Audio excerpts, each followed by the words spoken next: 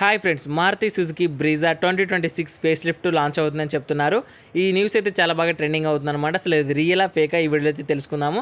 మన ఛానల్ కొత్తగా చూసేవాళ్ళు లైక్ చేయండి, సబ్స్క్రైబ్ చేయండి.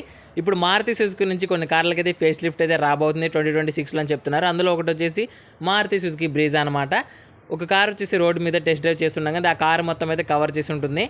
చాలామంది ఏమని చెప్పారంటే ఈ కార్ వచ్చేసి మారుతి సుజుకి బ్రీజా, ఇది వచ్చేసి ఫేస్ లిఫ్ట్ అనమాట. 2026 అయితే లాంచ్ అవుతుంది. ఇదే మోడల్.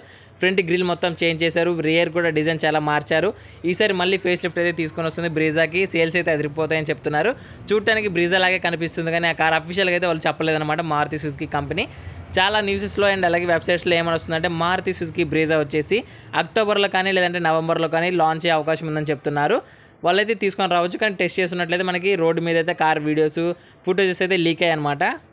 ఈ కార్ ఒకవేళ నిజంగా లాంచ్ అయితే మాత్రం ఫ్రంట్ వచ్చేసి డిజైన్ మొత్తం మార్చేస్తారు అండ్ అలాగే రియర్ కూడా మార్చేస్తారు. లైట్స్ అండ్ అలాగే గ్రిల్లు ఇదంతా కొత్తగా అయితే రాబోతుందని చెప్తున్నారు. కొన్ని ఏఐతో క్రియేట్ చేసిన కార్ ఇమేజెస్ కూడా ట్రెండింగ్ అవుతున్నాయి. ఏది రియలో ఏది ఫేకో కూడా అర్థం కావట్లేదు.